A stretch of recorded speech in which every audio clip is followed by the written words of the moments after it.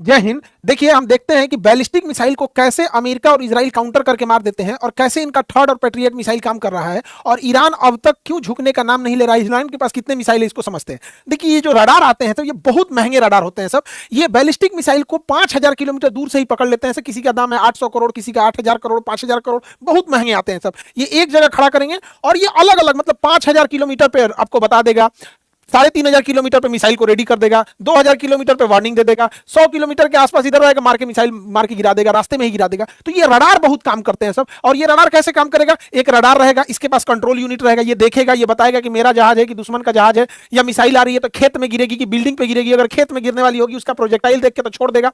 और उसके बाद ये मिसाइल यूनिट को ऑर्डर देगा, ईरान ने ना आंखिए फोड़ दिया, इन लोग का रडारे मार के फोड़ दिया। देखिए, इस सारा रडार कोई सस्ता नहीं है, कोई 1,000 करोड़, कोई 2,000 करोड़, कोई 700 करोड़, कोई 1,200 करोड़, कोई 10,000 करोड़, मारा धुआं धुआं कर दिया, आंखें फोड़ दिया। ये तो वही हाल हो गया कि कीड़ा मारने के लिए दवाई लाए हैं, आज दवाइये में कीड़ा पड़ गया।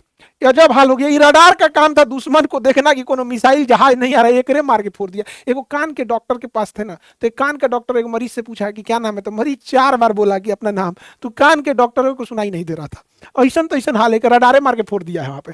ईरान की जो बैलिस्टिक मिसाइल्स हैं, अलग अलग लेवल की बैलिस्टिक मिसाइल है, उसकी फतह बैलिस्टिक मिसाइल है, और इसका जो शाहिद ड्रोन है ये बहुत खतरनाक है। और ये बैलिस्टिक मिसाइल अब नए पार्ट को फॉलो कर रहे हैं। ये मिसाइल जब गिरने वाले हो रहे हैं टारगेट पे तो उसे हम टर्मिनल फेज कहते हैं। टर्मिनल फेज पे ना ये अचानक से रास्ता बदल दे रहे हैं, और रास्ता बदलने के बाद उनकी स्पीड अचानक से, जो नॉर्मल स्पीड आ रही है अचानक से तेज हो जा रही है। इससे घाटा क्या हो रहा है कि जो मिसाइलों को काउंटर करने के लिए इसराइल और अमेरिका मिसाइल मारते थे सब, तो सपोज कीजिए कि इसकी स्पीड है 1,000 किलोमीटर पर आवर, 1,000 की स्पीड से आ रहा है। अब ये भी काउंटर करने के लिए 1,200 की स्पीड से आएगा, और ये अचानक यहाँ पहुंचने के बाद 2,000 की स्पीड से हो रहा है। तो कंफ्यूज हो रहा है, जा अब क्या करें, यहाँ पे ये उल्टे गिर जा रहा है दूसरे के शहर पे। तो ये ईरान बहुत खतरनाक ढंग से मार रहा है अपनी बैलिस्टिक मिसाइलों को। बैलिस्टिक मिसाइल कैसे काम करती है, ये पहले अंतरिक्ष में जाती है, उसके बाद दुश्मन देश के ऊपर जब आने लगती है टर्मिनल फेज में, यहाँ बहुत तेज एंट्री करती है और कई भाग में बढ़ जाती है। यहाँ पर ईरान के पास ऐसे बैलिस्टिक मिसाइलों का जखीरा है, ये पूरा अंडरग्राउंड रखे हुए है अपने बैलिस्टिक मिसाइलों को। अब इन बैलिस्टिक मिसाइल में ईंधन कैसे पड़ेगा, तो जो ईंधन है वो सॉलिड ईंधन है,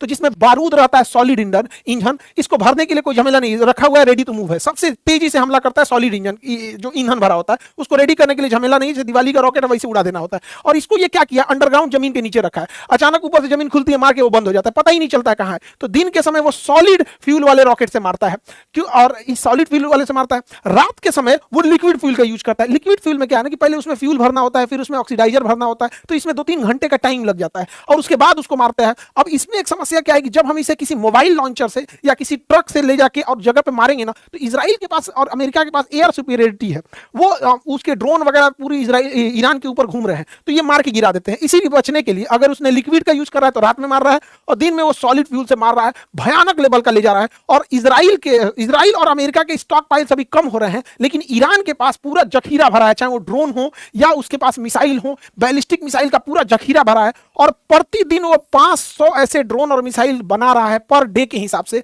ये सबसे बड़ा खतरनाक बात है।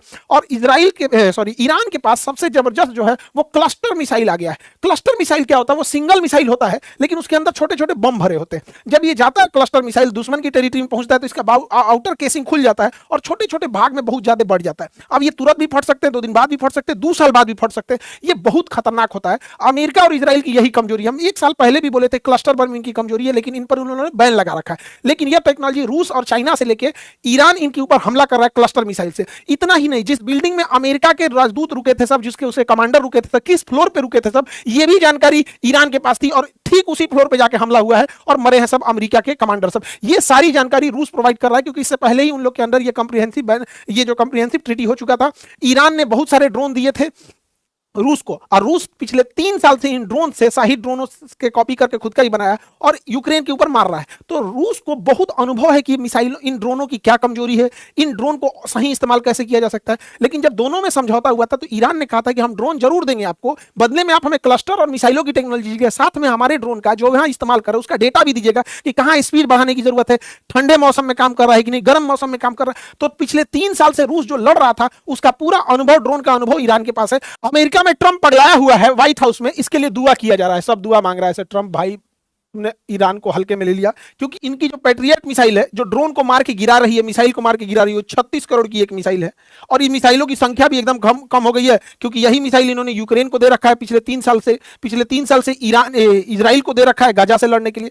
थर्ड मिसाइल है, इसकी भी संख्या कम हो गई है। और दूसरा कि ये एक साल में 700 मिसाइलें बना सकते हैं ये लोग, 700। यानी सोचिए, अगर इसकी संख्या कम हुई और ये युद्ध 1-2 महीना भी घिंच गया तो इनके पास तब वो क्षमता नहीं बचेगी काउंटर अटैक करने का। इसीलिए इसको दुआ मांगा जा रहा है ट्रंप को कि ट्रंप के ऊपर से नजर गुजर उतर जाए। भालू से फूंकवा ले ट्रंप, भालू से फूंकवा ले। हमारे यहाँ भालू से फूंक दिया जाता है, वैसे भी उघारे तुम घूमता है एप्स्टीन फाइल में, भालू उघारे ही फूंकता है, तो आज यहाँ पे भी उघारे फूंकवा दिया जाएगा भालू से। भालू भाई फूंक देना इसको। हालांकि भारत और रूस के पहले से अच्छे संबंध है और ईरान से भी अच्छे संबंध है। हमने भी बहुत, हमारी कंपनी ने भी शेषनाग ड्रोन बनाया है जो सही ड्रोन से काफी बेहतर है। और हमारा आकाश तीर सिस्टम ये तो बहुत बेहतर एयर डिफेंस सिस्टम है। हमने ऑपरेशन सिंदूर के टाइम देखा था कि एक भी पाकिस्तानी ड्रोन, हालांकि तुर्की ने भी पाकिस्तान को ड्रोन दिया था, तो भारत ने उन सारे ड्रोनों को न्यूट्रलाइज कर दिया था। अब देखिए, ईरान जो है ना दिन प्रतिदिन एडवांस होते जा रहा है। ये दुनिया का सबसे एडवांस ड्रोन माना जाता है MQ-9 रीपर। ये MQ-9 रीपर जो ड्रोन है दुनिया का सबसे एडवांस ड्रोन माना जाता है। ये घंटों उड़ान बढ़ता है, सर्वेलांस करता है, मिसाइल मार देता है। यहाँ पे ईरान ने इन ड्रोनों को भी मार दिया है। मारने के अलावा बकायदा रडार फोटो भी रिलीज किया कि देखिए हमने कैसे मार के गिराए। और इसके बाद इसकी टेक्नोलॉजी ईरान अब दे देगा, या तो खुद बनाएगा या फिर रसिया और चाइना को भेज देगा यहाँ पे। और इतना ज्यादा उसी से कॉपी करके ईरान का भी ये हमलावर ड्रोन है। यही हमलावर ड्रोन जो है ये अमेरिकी की नौसेना पे हमला करने के लिए रेडी है। यही कारण है, इन्हीं ड्रोनों के बचने के लिए अमेरिकी नौसेना का अब्राहम लिंकन वायुयान जो युद्धपोत है वो ईरान से 300 किलोमीटर दूर खड़ा है और इसने अटैक करने की भी कोशिश भी किया था, हालांकि सफल नहीं हो पाया। और इतना ज्यादा ईरान का खौफ है कि ये लोग अपने 3 वो जहाज मार के गिरा दिए रडार पे, कहीं ईरान का नहीं ना, मारो जल्दी मारो, यहाँ पे मार के गिरा लिया सब। ईरान बचने के लिए क्या किया है, वो हेलीकॉप्टर ये नहीं है, ये गुब्बारा है बड़े साइज का, इसको भर दिया है गुब्बारा को, और यहाँ लूनर बर्ग लेंस लगा दिया है। ये लूनर बर्ग लेंस किसी चीज को बहुत बड़ा करके दिखाता है और रडार को कंफ्यूज कर देता है, तो ओरिजिनल दिखने लगता है। तो ये जहाज ओरिजिनल दिख रहा था हेलीकॉप्टर, इस पे मिसाइल मार दिया, करोड़ों का मिसाइल बर्बाद कर दिया। यहाँ इसने अपने फाइटर जहाजों की पेंटिंग बना रखी थी, इसने क्या किया, उस पेंटिंग वाले जहाज पे मारा F-35 ले आके मिसाइल, और पूरा जहाज उड़ा दिया, F-14 उड़ा दिया। सब पेंटिंग रखा हुआ है, चाहे जो भी हो। सोच रहा मारा एकदम सटीक, एकदम बीचे में मारा है, एकदम पेंटिंग है तो क्या हुआ, मारा एकदम बरियारे एकदम बीचे में है। हालांकि ऐसा नहीं है कि सारे ही चीजें अमेरिका और इजराइल के मिस हो रहे हैं, अमेरिका और इजराइल ने मारा भी है। अमेरिका और इजराइल ने मिलकर इसके F-14 जो जहाज खुद 1970 के दशक में अमेरिका ने ईरान को दिया था, बाद उस समय अमेरिका और ईरान में दोस्ती थी, बाद में खमैनी के आने के बाद दोस्ती दुश्मनी में बदल गई थी, तो उस समय के ये F-14 जहाज उसके पास थे, उसको मार के इन्होंने गिरा दिया है। इसके अलावा एक बहुत पुराना ईरान का याक जहाज था जो ट्रेनर था, इसको मार के गिराया है इजराइल ने, दुनिया के सबसे आधुनिक जहाज F-35 से। मतलब समझिए क्या है, ट्रक से टेम्पू स्कूटर को कचार दिया है। यहाँ पे युद्ध में ये सब चीज नहीं देखी जाती है, जिसके पास हथियार है वही जीतेगा, जिसके पास ताकत है। ईरान ने एक बघेरी एयरक्राफ्ट कैरियर बनाया था, यह कंटेनर जहाज था, इस पे ड्रोन और हेलीकॉप्टर के लिए गया था, इसको भी मार के डुबा दिया। अमेरिका और इजराइल एयर सुपीरियरिटी पे चल रहे हैं, क्योंकि इजराइल की एयरफोर्स बहुत वीक है, इजराइल का एयर डिफेंस डूब चुका है, तो बहुत ज्यादा बम्बार्डमेंट कर रहे हैं। ईरान के तो पूरी नौसेना को इन लोगों ने, अमेरिका ने पूरी तरह से ध्वस्त कर दिया है, पर्ल हार्बर बना दिया ईरान को। हालांकि ईरान की सबसे बड़ी ताकत उसकी मिसाइल और उसके अलावा उसके पास जो स्टॉक पाइल है सब। ईरान जो था अपने पड़ोसी देशों के ऑयल रिफाइनरी पे बम मारा था। अभी तेहरान में दुनिया की सबसे बड़ी ऑयल डिपो पर इजराइल और अमेरिका ने स्ट्राइक किया है और वहां लपटे पूरी आग की पूरी ऊपर तक फैल गई है। नालियों में पेट्रोल बह रहा है ना, उसमें आग पकड़ लिया है, पूरा प्रदूषण हो गया है। अब कोई ठीक नहीं है कि ईरान अपने पेट्रोल का कुआं समुद्र में खोल देगा और पूरा समुद्र प्रदूषित होता है, कह देगा इजराइल ने तो मारा है, अमेरिका ने मारा है, तो ये भी होगा, इससे बहुत ज्यादा प्रदूषण होगा, पूरी समुद्र मेरीन लाइफ बर्बाद हो जाएगी। वायु प्रदूषण की तो धज्जी उड़ रखा है, पूरी दुनिया में भयानक तबाही आ रहा है, लेकिन हम लोग को दिवालिये से ढेर दिक्कत हो जाएगा। तो नहीं, दिमाग जरा के रख देता है सब। बताइए, पूरा युद्ध कर रहा है, इन सबको पर्यावरण की चिंता नहीं है, दिवाली हम तो मनाएंगे। हम अब ये बता दिए एकदम इजराइल तरह से बम मारेंगे अब दिवाली में, हम पूरा भयंकर 10 लाख पेड़ लगा देंगे उसके बदले में। हम अभी बोले 10 लाख पेड़ लगाएंगे, लेकिन विश्व शांति के लिए हम भी दिवाली में भयानक मारेंगे यहाँ। तो अमेरिका वगैरह सबको कुछ पर्यावरण की चिंता नहीं है, लेकिन समझिए ध्यान से इजराइल की इसके पीछे चाल क्या है। इजराइल जो है वो ईरान को काउंटर करने के लिए अमेरिकी नौसेना को यहां फंसा दिया है कि मारो तुम, अलग अलग जो अपने सैन्य अड्डा रखे वहां से ईरान को मारो। और इजराइली सेना टैंक लेकर रेडी है लेबनान पर कब्जा करने के लिए, लेबनान पर कब्जा करेगी, सीरिया पे भी आधा कब्जा कर ही लिया, तो गोलान हाइट वगैरह सब कब्जा कर लिया, क्योंकि इजराइल को ग्रेटर इजराइल बनना है, पूरा लेबनान कब्जा करना है, पूरा सीरिया, आधा इराक करना है, आधा सऊदी अरब कब्जा करेगा, यहां तक कब्जा करेगा। तो यह है ग्रेटर इजराइल। तो इजराइल ग्रेटर इजराइल की ओर बढ़ चुका है, लगभग 10 या 12 अप्रैल से ये लोग हमला करना चालू करेंगे, लेबनान के ऊपर हमला करेंगे। उसका एक रीजन भी ने ग्रेटर इजराइल बनना है और नेतन्याहू की सरकार बहुमत की सरकार नहीं है, वो बहुत जल्दी उसका गठबंधन टूट के गिर सकता है, इसलिए वो चाहते हैं कि युद्ध में उलझे रहे, कोई सरकार पे सवाल नहीं उठेगा, युद्ध की स्थिति होती है तब। तो ये उनका आगे का है। तो इस पे ना ये बैलेंस बूझ नहीं पाया। इसका एप्स्टीन फाइल में इन नंगटे फोटो रख लिया है, ट्रम्प का नंगटे फोटो रख लिया है एप्स्टीन फाइल में। अभी ट्रम्प पगला गया है, भाई क्यों दिखाइयो मत, पूरा हमारी इज्जत बर्बाद हो जाएगा, तो कहा कि हाफ पैंट वाला दिखा देते हैं, उन नंगटे वाला रख लिया। अभी जहां जहां इजराइल बोल रहा है वहां वहां बम मार रहा है। इसका लड़ाई ईरान से था ही नहीं और उसको मारे फिर रहा है, और इधर इजराइल जो है वो लेबनान पे कब्जा करने को तैयार है। ये बात अमेरिकी भी समझ रहे हैं, इसलिए अमेरिका के संसद में ही इसका विरोध हो रहा है। अमेरिकी मरीन कमांडो ने पूरा विरोध किया कि क्यों ईरान में जा रहे हो, ये अमेरिका की लड़ाई नहीं है, ये इजराइल की लड़ाई है। तो इसको खींच के ले गया, इसका हाथ टूट गया। ईरान का अमेरिका का दोस्त स्पेन भी अमेरिका का साथ छोड़ दिया है। ब्रिटेन भी अपनी एयरवेस यूज करने नहीं दे रहा था, तो बाद में ट्रंप घुसिया गया, तो कहा ठीक है भाई B1 लेंसर जहाज के लिए यूज कर सकते हो। अमेरिका का कहना है, देखिए कितना बदतमीज इंसान है ये। अमेरिका कह रहा है कि खमैनी की तो हत्या मार दिया इसने, कहा कि अब इनका जो उत्तराधिकारी आएगा उसको चुनने का अधिकार अमेरिका को है। बताइए कितना बेशर्मी, माने किसी देश का उत्तराधिकारी अमेरिका चुनेगा।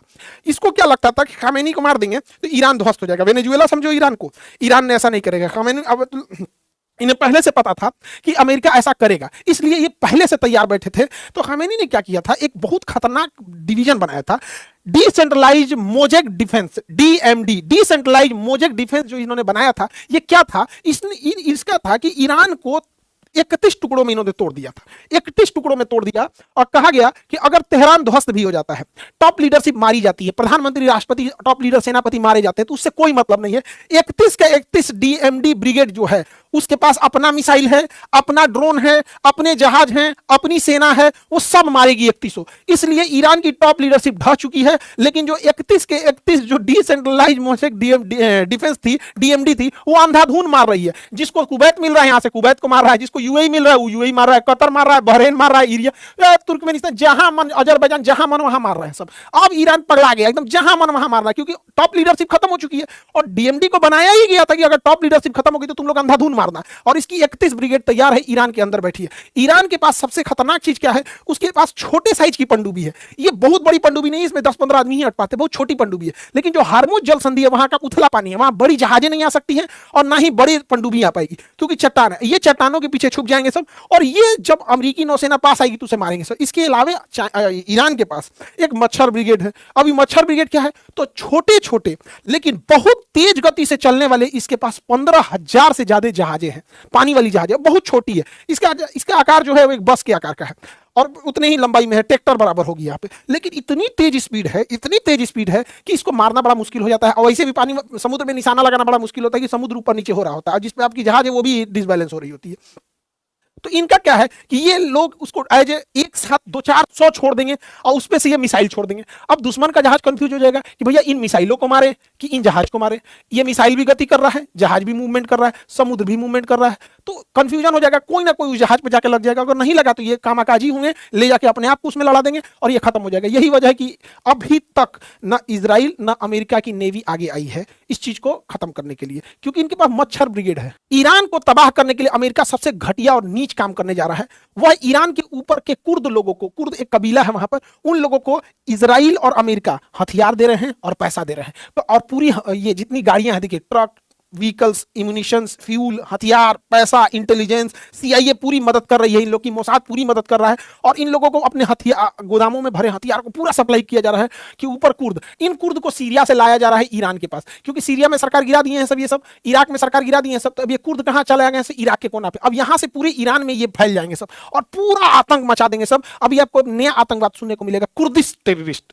अब ये बताइए, आतंकवादी गलत है सब, लेकिन आतंकवादियों के हाथ में जो बंदूक है वो बंदूक बनाने वाला अमेरिका गलत नहीं है।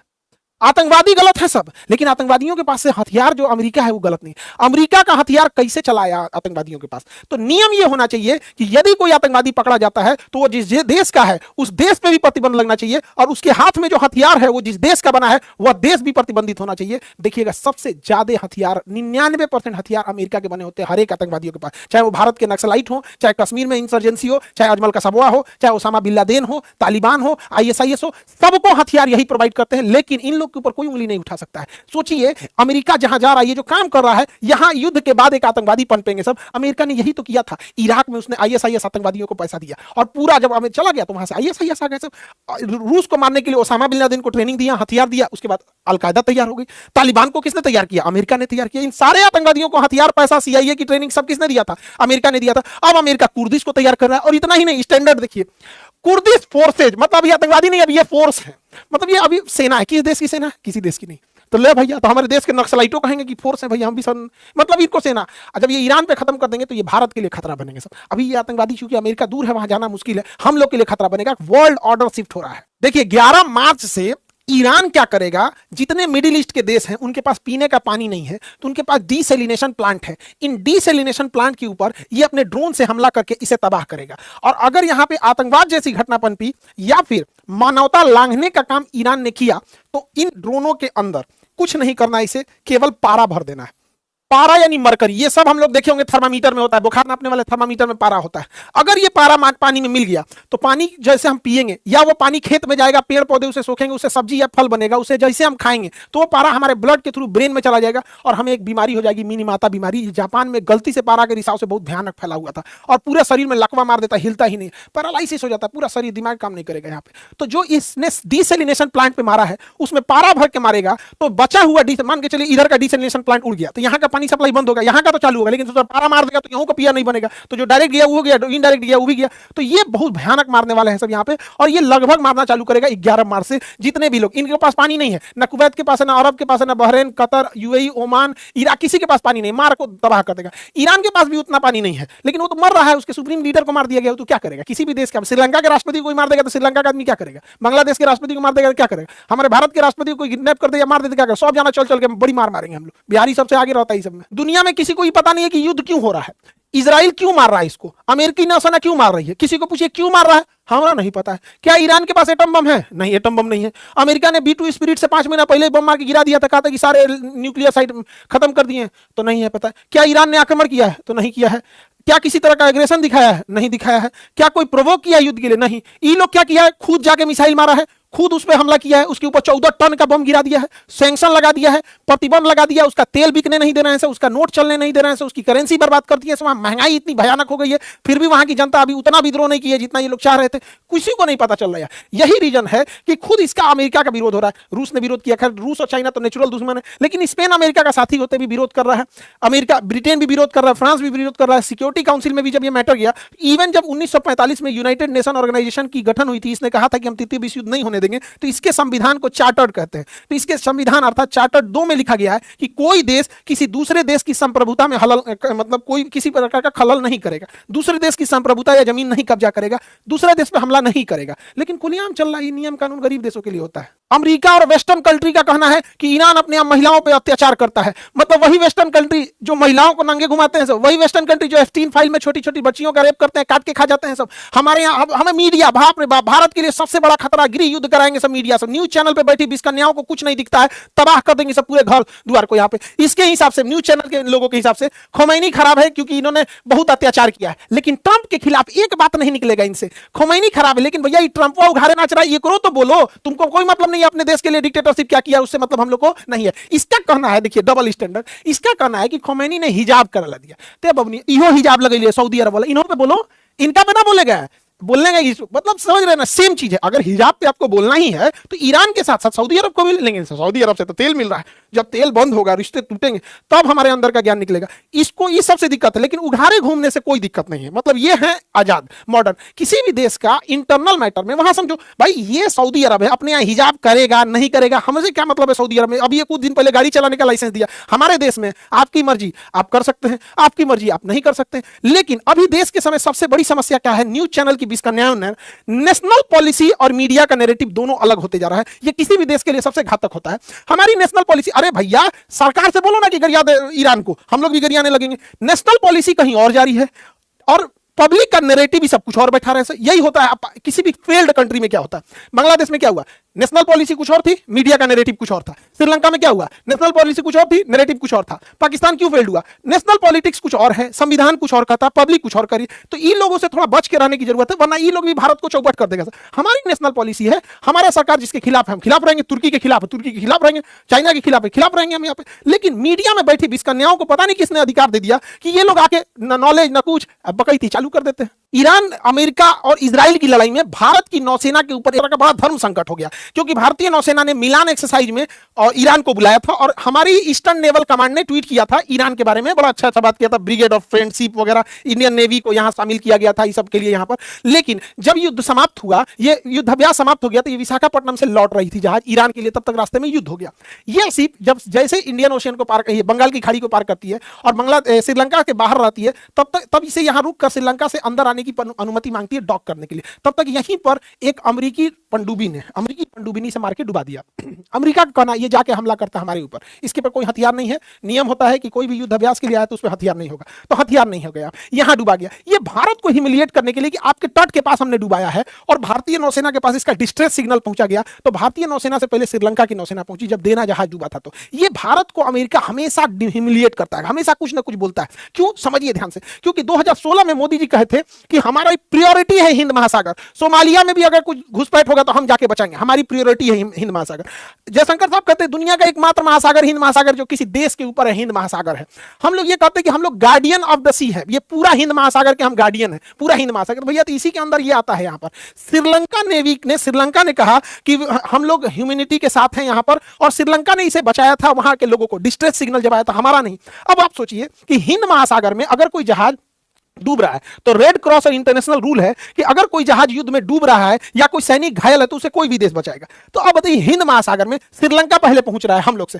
अच्छा, अगर श्रीलंका है तो हमने ही तो बोला है कि ये गार्डियन ऑफ द सी हम लोग हैं, ये प्रभाव दिखाता है। हमें नहीं मतलब कि उसके बचाने से होगा या कुछ होगा। हम कहां पंचायती जाते हैं, जहां हमारा प्रभाव है, तो पंचायती हम वही कर सकते हैं कि हमारा प्रभाव जहां है, तो ये प्रभाव को दिखाता है। 1971 याद कीजिए, 1971 में अमेरिका का 7वां बेड़ा आया था, हम लोगों ने कोई वैल्यू नहीं किया था, हमारे ऊपर परमाणु बम मारने आया था। तो ये चीजें थोड़ी सी खराब हो जाती हैं। हालांकि विदेश नीति में बड़ा नाजुक चीज होता है, दोनों ओर से बैलेंस बना के चलना, कि इजराइल, अमेरिका, क्योंकि ये दोनों बड़ा, अमेरिका बदतमीज देश है। आप अगर मानवता के नाम पे हम बचाने जाएंगे ससुरा पाकिस्तान को हथियार देगा, तो हम लोग बड़ा नाजुक दौर पे चल रहे हैं। लेकिन हम क्या सोचते हैं, इससे ज्यादा इंटरनेशनल रिलेशन में मायने रखता है बाकी देश हमारे बारे में क्या सोच रहे हैं। जैसे हम छोटा सा बात बताते हैं कि खालिदा जिया बांग्लादेश में इनकी मृत्यु हो गई, स्वाभाविक मौत से मरी, कोई इन्हें मारा नहीं। ये भारत के खिलाफ रहती है। शेख हसीना भारत के साथ, ये भारत के पूरा खिलाफ रहती है। इसके मृत्यु पर पीएम मोदी ने शोक बताया। जबकि ईरान हमारा मित्र है, वहां 165 लड़कियों की मृत्यु हो गई बम मार के। वो अमेरिका जिसका पिन पॉइंट एक्यूरेसी होता है, जहां चाहेगा मिसाइल वहीं मारेगा, तो फिर स्कूल पे कैसे मिसाइल मार दिया। और इस पर अभी तक किसी तरह का ऑफिशियल शोक प्रकट नहीं किया गया। जबकि ट्रंप की खुद की भतीजी ने, मैरी ट्रंप नाम है, उसने कहा कि दुनिया का कोई इसे जस्टिफाई कर सकता है, नहीं कर सकता है। तो ये विदेश नीति में हम लोग को बड़ा बैलेंस बनाने का मतलब ये नहीं कि हम एक ओर सड़ जाए फिर भी बैलेंस ना। ये तो एक मानवता वाला चीज होता है। और ये कौन सी दोस्ती हो गई अमेरिका से कि अमेरिका की दोस्ती की वजह से हम किसी के निधन पे भी शोक न व्यक्त कर सके। ये तो भारत की संस्कृति। ये लोग कहते हैं कि दुश्मन की भी मृत्यु पे हम लोग को शोक व्यक्त कर देना चाहिए, और ये दुश्मनी तो थी। हम लोग क्या है, तुर्की को तो भर भर के मदद दिए थे लोग, हमारा दुश्मन ही तो है तुर्की। वहां पे जब भूकंप आया था, एहसान फरामोश सब भूल गया भारत की, आज भी भारत के खिलाफ रहता है तुर्की। यहां आप देखिएगा ईरान की नौसेना का वो बार बार एक शब्द पूछ रहा है, a guest of Indian navy, we are the guest of Indian navy, जो जहाज को मार के डुबाया गया जिसमें हथियार नहीं था। तो उस ससुरा दोस्ती के चक्कर में ना बड़ा उटपटांग काम करता है। अमेरिका देखिए बार बार भारत को कैसे नीचे दिखा रहा है। अमेरिका का ये ससुरा है, वहां का डिप्टी सेक्रेटरी ये कह रहा है दिल्ली में बैठ के कह रहा है कि हम इंडिया को चाइना की तरह मौका नहीं देंगे आगे बढ़ने का, कि अमेरिका का कंपटीटर बन सके। ई ससुरा तुम मौका दोगे चोट्टा कहीं का, हमको मौका नहीं। दिल्ली में बैठ के बोल रहा है। हमारी मीडिया इससे सवाल नहीं पूछी, रोक के पूछना चाहिए ससुरा, तो दिल्ली से चल कैसे जाएगा, तुम्हारे भरोसे हम लोग बैठे हैं। हमारे यहाँ ये बोलती है कि प्रधान, देखिए Modi has open his leg for Israel, Modi ने इजराइल के लिए टांग खोल दिया। ई ससुरी का कौन है, ये अमेरिका की पत्रकार है। आई अमेरिका का देखिए यहाँ पे ट्रेजरी डिपार्टमेंट है, छोटा डिपार्टमेंट है ट्रेजरी डिपार्टमेंट, वो कह रहा है कि हमने इंडिया को अलाउ किया 30 दिन के लिए तेल खरीदने के लिए, अलाउ किया 30 दिन के लिए। हमारे पेट्रोलियम मंत्री जयदीप पुरी साहब यहाँ पे 9 फरवरी को बोलते हैं कि 74 दिन का तेल है हमारे पास, 74 दिन का। 20 दिन के बाद 3 मार्च को कहते हैं कि 25 दिन का तेल है। ये भैया अब ये 74 दिन का था, अब ये 25 दिन का था। ये क्या हो रहा है, हम लोग किसकी बात माने, इस संसद में खड़ा बात माने कि एएनआई की रिपोर्टिंग की बात माने? दोनों में से बड़ा कंफ्यूजन की स्थिति हो गई है यहाँ पे। अमेरिका पे कभी भरोसा नहीं, ऐसा कोई सगा नहीं जिसे अमेरिका ने ठगा नहीं। बार बार अमेरिका इंडिया को क्या बोला, डेड इकोनॉमी, डेड इकोनॉमी, बाकायदा ट्रंप ट्वीट किया है डेड इकोनॉमी है। जब यहाँ पर उसने डी बोर्डिंग पॉलिसी लाया था, जेल में हथकड़ी लगा लगा के भारतीयों को इसने डिबोट किया था। यहाँ पर H1B वीजा का रेट बढ़ा दिया, किसी को भारतीयों को घुसने नहीं दिया और कहा कि भारतीय इंजीनियरों के बदले अमेरिकी इंजीनियरों को रखे। अमेरिका कभी भारत का नहीं हो सकता है। यहाँ पे समझिएगा, दोस्ती और बॉस में अंतर होता है। हमारा दोस्त पुतिन भी है, ईरान इजराइल सॉरी रशिया है। रशिया कभी बोला कि जापान से मत खरीदो, चाइना से मत खरीदो, अमेरिका से मत खरीदो। दोस्ती का मतलब क्या होता है? भाई हम अपना काम करेंगे, आप अपना काम कीजिए। ईरान भी हमारा दोस्त है। दोस्ती का मतलब क्या होता है कि हम अपना काम करें, आप अपना काम कीजिए। ये सोच रहा दोस्ती के नाम पे बॉस बनने लगते हैं सब। हमसे तेल खरीदो, ईरान से मत खरीदो। हम ईरान से तेल नहीं खरीदते हैं जबकि सस्ता पड़ता है। हमसे तेल खरीदो, रूस से मत खरीदो, रूस से हमें सस्ता पड़ता है। ये दोस्त बन रहे हो कि दोस्त के आड़ में बॉस बन रहे हो। तो किसी भी देश को हम कहते हैं भारत से खिलवाड़ करने की औकात नहीं होनी चाहिए किसी को इतना छूट नहीं देना चाहिए। दोस्ती और दोस्ती की तरह हर चीज की एक लिमिट है। Some distance is good for healthy relation. तो कुछ डिस्टेंस मेंटेन करने की जरूरत है। भारत को एकदम में पहले समझ गया और भारत को अपने आत्मनिर्भर होने की जरूरत है। नहीं तो ये दोस्ती के आड़ में बॉस वाला काम करने लगेंगे सब, जिस वजह से दिक्कत है। कहीं ना कहीं हमें तो ऐसा लगता है कि सरकार अपने जगह पे ठीक काम कर रही है, लेकिन हर सरकार के लिए कुछ अधिकारी काम करते हैं, ब्यूरोक्रेट्स बोलते हैं, डिप्लोमेट्स एंड ब्यूरोक्रेट्स। ये लोग बहुत ज्यादा काम करते हैं, यही सलाह देते हैं प्रधानमंत्री को, गृह मंत्री को, रक्षा मंत्री को। ये सब कहीं ना कहीं ऐसा तो नहीं हो रहा है कि कहीं अमेरिका या इजराइल के प्रभाव में, क्योंकि इन लोगों को प्रभाव में लेना बड़ा मुश्किल है, क्योंकि सब जमीनी नेता है, सब प्रभाव में नहीं आएंगे। लेकिन इन लोग को अधिकारी जो है सब, इन लोग का कोई ठीक नहीं है। 100 करोड़ तुम लो, 50 करोड़ तुम लो, अमेरिका को तो कुछ जाता नहीं, उन सबके पास पैसा है। ऐसा भी हो सकता है कि भारत के टॉप लीडरशिप के आड़ में ये लोग नीचे के पूरा पाया घसका दिए हो कि हमारे हिसाब से बोलो, ऐसा करो, ऐसा नहीं करो। इसकी भी जांच होनी चाहिए, क्योंकि ऐसा भारत में हो चुका है रविंद्र सिंह के साथ। वो सीआई रॉ में रहते हुए CIA के लिए काम कर रहे थे। तो इसका भी काउंटर अटैक होना चाहिए। और हनी ट्रैप में बहुत सारे अधिकारी अपने फंस रहे हैं, चाहे वो सेना का हो, DRDO का हो, इसरो का साइंटिस्ट हनी ट्रैप में फंस जाता है। एक सुंदर लड़की उसको मैसेज करने लगती है, ये वो उसके प्रेम में फंसाएगी, सारा डेटा निकालेगी। तो इसमें भी काम करने की जरूरत है भारत सरकार को। हालांकि बहुत सारी चीजें बैलेंस बना के चल रही है। भारत हमेशा से न्यूट्रल रहने की कोशिश करता है, लेकिन अमेरिका ही इतना बदतमीज है कि क्या कीजिएगा। अभी ईरान का एक और जहाज, लामन जहाज था, उसे भारत ने अपने यहाँ डॉक करने का मौका दिया। और एक बुसर जहाज था, उसे श्रीलंका ने अपने यहाँ डॉक करने का मौका दिया। ईरान ने भारत का धन्यवाद व्यक्त किया है कि भारत इस मुसीबत की खड़ी में ईरान के साथ है और हम पूरी दुनिया के साथ है। हमारे शास्त्रों में पढ़ाया गया है वसुधैव कुटुंबकम। हम लोग वो देश हैं जहां हमारी संस्कृति है वसुधैव कुटुंबकम की। दुनिया में हम युद्ध नहीं चाहते थे, दुनिया ने युद्ध दिया, हमने दुनिया को बुद्ध दिया था। हमसे क्या करेंगे, लेकिन ऐसा बवंडरे लेके रहता है सब कि क्या कर सकते हैं हम लोग यहाँ। लेकिन इसी बीच अच्छी खबर यह है कि हमने कनाडा के साथ 10 साल का डील कर लिया है यूरेनियम के लिए। यूरेनियम कनाडा से हम लेंगे। कनाडा में ट्रूडो की सरकार गिरने के बाद भारत और कनाडा के रिश्ते अच्छे बने हैं। तो याद रखिए कि ईरान, यही 1 साल पहले कनाडा में जब ट्रूडो थे तो कनाडा से हमारा रिश्ता कितना खराब हो गया था। G20 के समिट में भी आया था तो हमारे यहाँ डिनर पे नहीं आया था। तो इंटरनेशनल रिलेशन में देश सर्वोपरि होना चाहिए। रिश्ते बनते हैं, बिगड़ते हैं, कब आएगा कौन जाएगा इससे मैटर नहीं होता है, लेकिन आत्मनिर्भरता बहुत जरूरी है। भारत के ऊपर ये सब बिना मतलब का दबाव बना रहे हैं सब। जरूर बहुत जल्दी भारत भी इससे उभर जाएगा, हमें भी बड़ा उम्मीद है। हालांकि यूरेनियम को हम लोग येलो केक कहते हैं, दुनिया का सबसे महंगा पदार्थ है। दुनिया का सबसे महंगा क्यों है? क्योंकि 1 kg यूरेनियम 235 से 238 नहीं, 238 कोनो काम का नहीं, 235 यूरेनियम 235 1 kg में 27 लाख kg कोयला का ताकत होता है। यानी 27 लाख kg कोयला जलाइए और 1 kg यूरेनियम जलाइए, सेम एनर्जी मिलेगा। 27 लाख इतना है। तो इसीलिए यूरेनियम दुनिया का सबसे महंगा पदार्थ है। हम लोग ने कनाडा के साथ इसका डील कर लिया है। जो बैचेज हैं आपके, ज्योग्राफी हो गया, वर्ल्ड मैप हो गया, फिजिक्स हो गया, सब 7 अप्रैल, 9 अप्रैल, 14 अप्रैल। बिना मैप पढ़े तो आपको जीएस बुझाने वाला नहीं है, वरना मैप में अमेरिका की तरह, फिलीपीन की तरह, फिलिस्तीन की तरह पगलाते रहेंगे। तो ये सारे बैचेज आप लोग को बता दिए इन्फॉर्मेशन। बिहार दरोगा का भी बैचेज, यूपीएससी बोरिंग रोड और मुसल्लापुर रोड और ऑनलाइन वाले बैच में भी यूपीएससी स्टार्ट हो गया। बहुत जल्दी आपको जो अपने क्लास से यूपीएससी में सेलेक्ट हुए उन लोग से आपको मिलवाते हैं। और सबसे जरूरी नीट जेई वाले बच्चे, नीट वाले बच्चे और जेई वाले बच्चे इस बार और बेहतर रिजल्ट देना है, चाहे आप 12th में, 11th में हो, 12th में हो या ड्रॉपर हो। नीट, जेई, 11, 12 और ड्रॉपर वाले batch, English medium, Hindi medium, सारे बैच अब स्टार्ट हो गए हैं आप लोग के लिए। आप लोग इस पे भी आप अपने हिसाब से, अपने जरूरत के हिसाब से इनरोल हो जाएंगे। आई होप आपको सब टॉपिक समझ में आया होगा। नेक्स्ट टॉपिक में हम बता देंगे कि कौन कौन से हथियार इजराइल, अमेरिका और ईरान युद्ध में यूज कर रहे हैं और कैसे, कौन कौन से हथियार कितने ज्यादा खतरनाक है। मिलेंगे नेक्स्ट क्लास में। जय हिंद।